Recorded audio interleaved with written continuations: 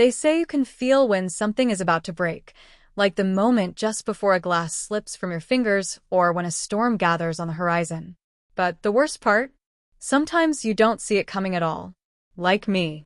I'm Jessica Monroe, 38 years old, an interior designer from Seattle, and this is the story of the night my marriage and my world fell apart. It was supposed to be perfect. Our 10th wedding anniversary. A milestone most couples dream about reaching. The silver cufflinks I bought him were wrapped in navy blue, tucked in the glove compartment of my car. I spent weeks planning this evening, a private dinner by Lake Washington, his favorite Pinot chilling on ice, and the tiny speakers softly playing our song, The Way You Look Tonight. I wanted to remind him of who we used to be, before the stress of work, the bills, and the quiet distance that had settled between us over the past year. I convinced myself this dinner could fix things. I arrived early, setting up everything myself, candles flickering in the gentle breeze, the scent of wild roses from the nearby bushes mixing with the fresh summer air. He was late. 10 minutes. Then 20. I checked my phone for missed calls. Nothing. I called him. Straight to voicemail. A pit grew in my stomach, twisting tighter with every passing minute. 30 minutes. An hour. The wine turned warm. My eyes scanned every car pulling into the gravel lot. None of them his silver SUV. My heart knew the truth long before my mind allowed it. And then came the message. A single, lifeless text. I'm not coming. I can't do this anymore. I'm in love with someone else. That was it. 10 years reduced to one line of text. I felt my body go cold, as if the air itself had turned to ice. My fingers trembled so hard I nearly dropped the phone. My legs refused to hold me up. I sat there on the wooden bench by the lake, staring at the glowing screen, hoping, praying it was some sick joke. But the truth landed fast. He had someone else. And when I saw the name pop up on social media 2 hours later, the full horror of it hit me like a freight train. It wasn't a stranger. It wasn't a coworker. It was Kara, my little sister. The same Kara who used to braid my hair when we were kids, who slept beside me on Christmas Eve when she was afraid of the dark, who called me her second mom after our dad left when we were teens. She knew him.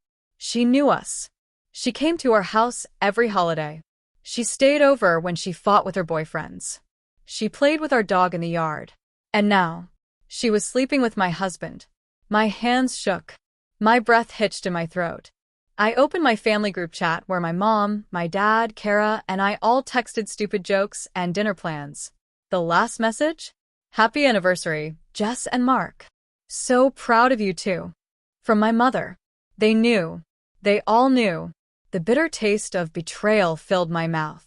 I remembered how my mom had been oddly distant for months, how Kara stopped calling as often, how Mark had started working late 3 times a week. All the puzzle pieces fit now, snapping into place with brutal clarity. I wanted to scream, cry, smash my phone against the rocks. But instead, I sat there, frozen, alone. I stared at the dark waters of the lake and thought, 10 years. 10 years of sacrifice, patience, love for what? To be discarded like trash? To be humiliated by my own family? I thought of the nights I stayed up comforting Mark through his panic attacks. The weekends I helped Kara redo her resume when she lost her nursing job. All the dinners I cooked, the parties I planned, the life I built while they were laughing behind my back. And worst of all, I knew everyone else would make me the villain. Maybe you work too much, Jess. Maybe you weren't affectionate enough. Maybe you should just let them be happy.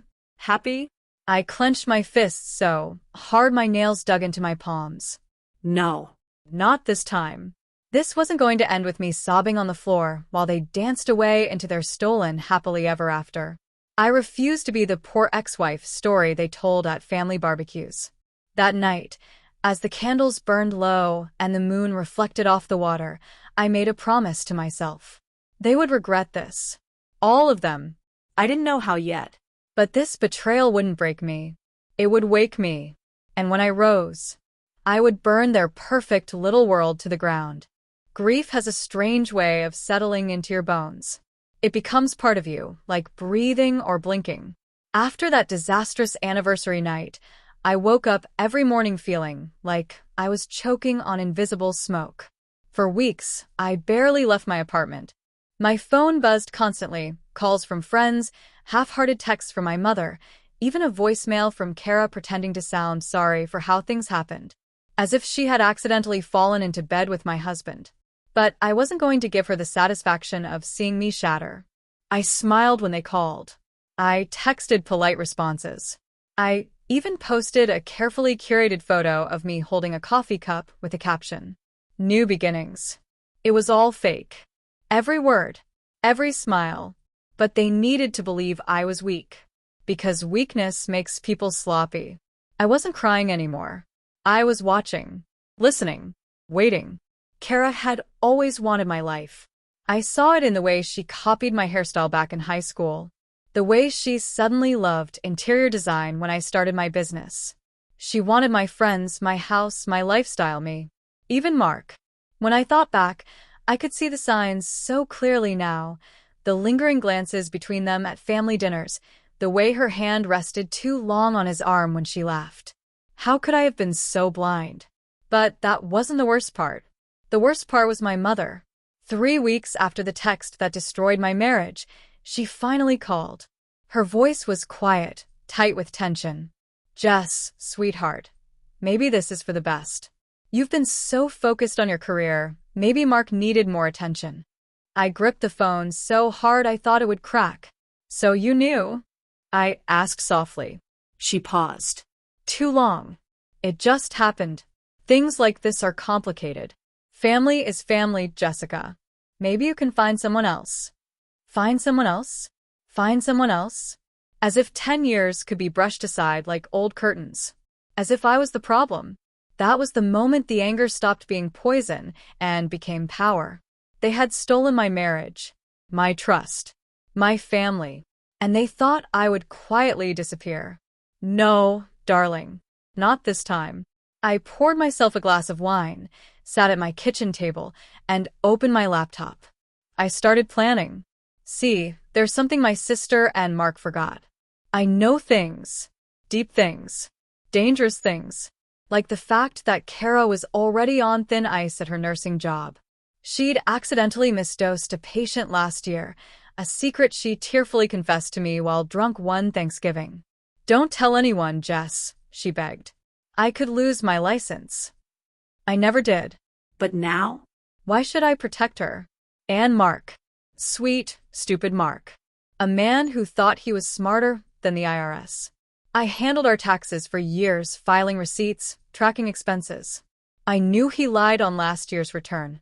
Claimed a fake consulting job for extra income to avoid paying nearly $10,000 in taxes. I also knew where the files were kept, where the missing records weren't. Oh, and Kara's little dream of owning her own boutique real estate firm? She'd been trying for months to get a business loan. The bank denied her. But there was one firm downtown that was about to hit the market.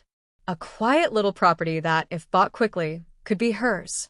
Or mine. I smiled for the first time in weeks. They wanted my life. I'd give it to them. But in a way they'd choke on. But first, patience. I played my role like a perfect actress. When Kara invited me for coffee, to talk it out, I went.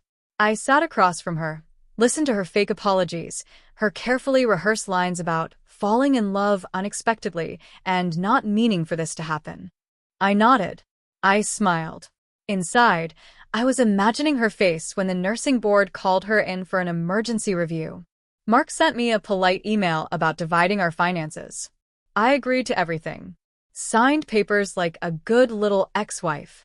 Let him take the car, the lake house, the furniture. But not the tax files. Not the audit they didn't know was coming. The trap was set. I made one call to the IRS hotline.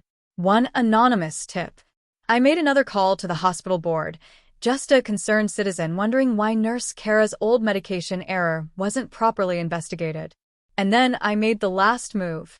I called Mr. Reynolds, the broker for the real estate firm Kara wanted so badly. He'd always liked me, trusted me.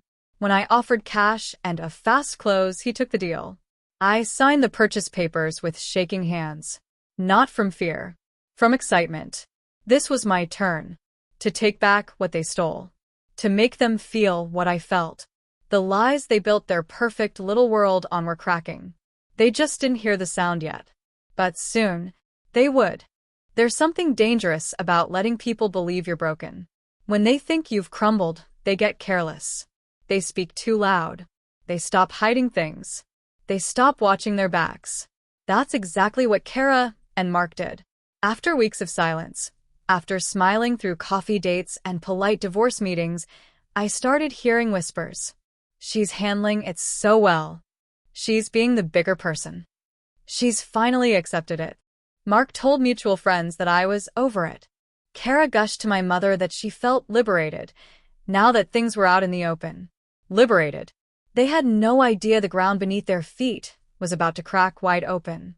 The first domino fell at Kara's job.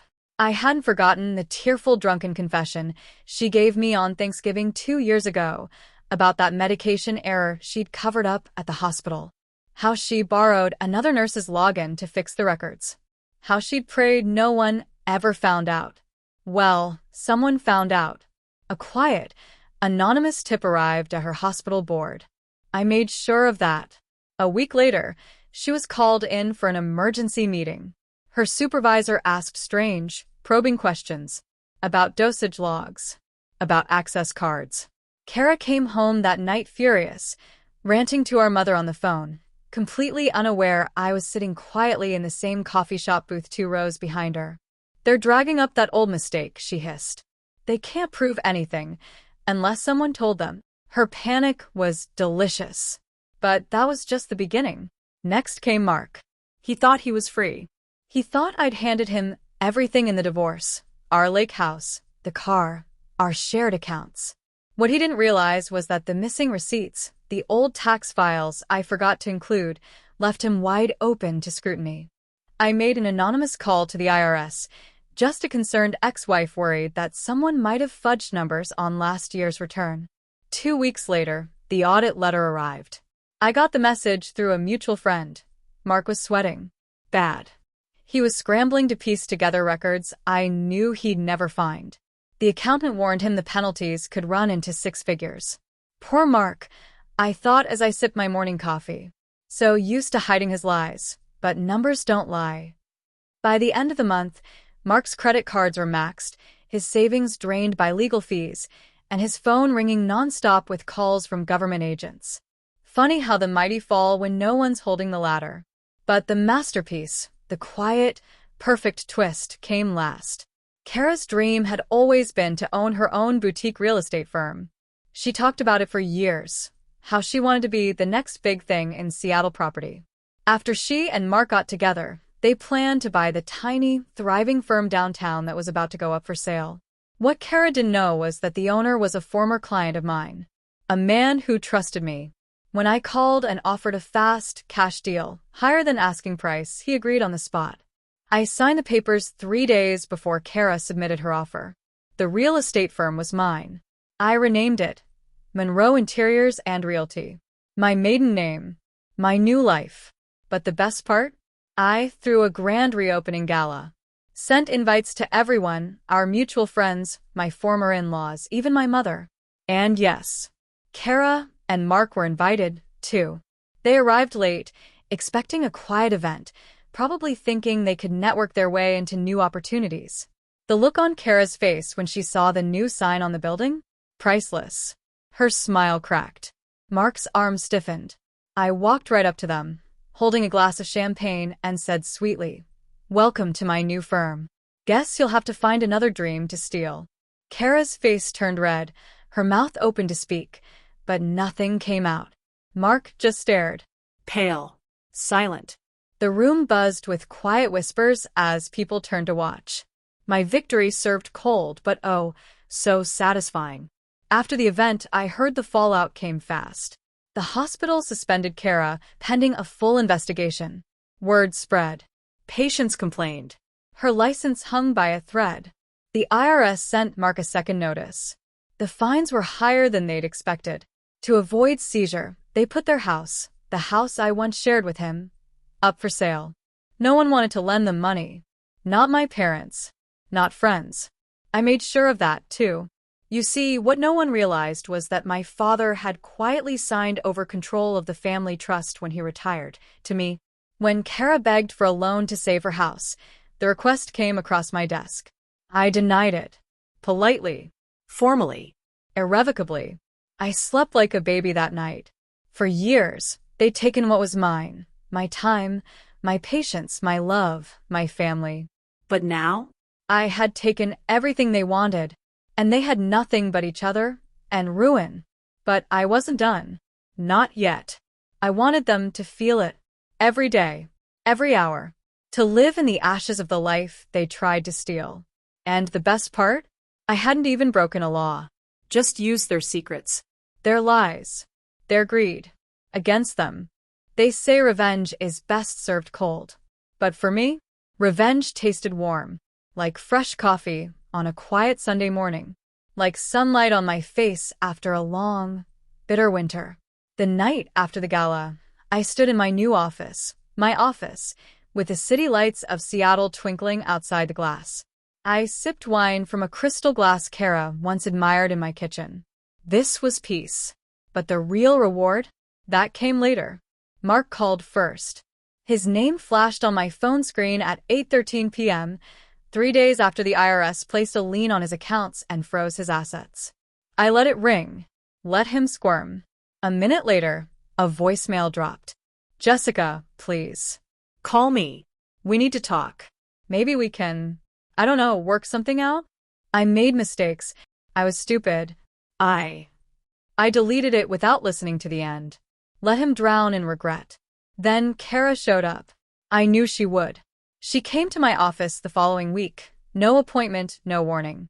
Just walked in, pale and frantic, her perfect curls a mess, her nails chewed down. Jess, please, she said, closing the door behind her. You can't let this happen. The hospital might revoke my license. I'll lose everything. Everything. I leaned back in my chair, cool as the glass behind me. I didn't let anything happen, Kara. You did that yourself. Her eyes watered. We made mistakes, okay? But we're family. I smiled. So was Mark. Once. She rushed to my desk, gripping the edge so hard her knuckles turned white. I'll lose my career, my house, my future. I stood, walked slowly around to her side. Funny, I said, leaning close. I lost all that on my anniversary night. Remember? She flinched. I straightened, brushing invisible dust from my sleeve. You wanted my life, Kara. Now you can have the ashes. Tears spilled down her face. Real ones. Not the fake kind she used to cry to Mark when she wanted something. I almost pitied her. Almost. But pity was a luxury I'd burned away. I walked to the door and held it open. Goodbye, Kara. Her lip trembled. Her eyes begged. I said nothing more. She left.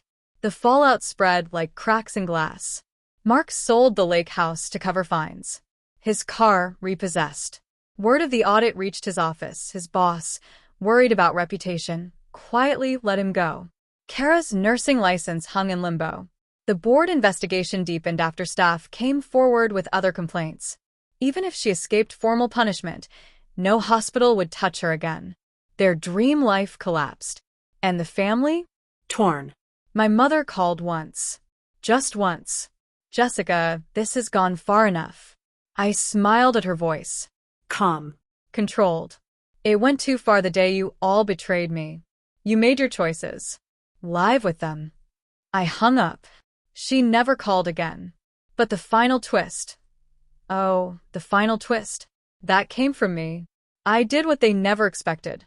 I forgave them. Not for their sake. For mine. I forgave the little girl in me who believed her family would protect her. I forgave the wife who thought love meant sacrifice. And then I let them go. Their punishment wasn't the IRS. Or the hospital board. Or bankruptcy.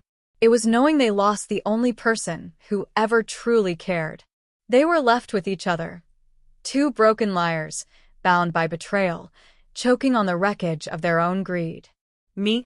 I was free. Free to build my business. My life. My future. I traveled, laughed, dated. loved. I bought a small house by the ocean, the one I always dreamed of but never dared to buy because Mark said it was impractical. I poured wine at sunset and watched the waves roll in. No guilt, no regret, just quiet victory. And sometimes, when the wind was soft and the world was still, I'd smile and whisper, "Happy anniversary, Mark." Let them remember what they threw away. Because I would never forget. And I would never lose myself again. Thank you so much for listening to my story. Your support means everything. If this story touched you or made you think, please subscribe to our channel for more real, powerful stories.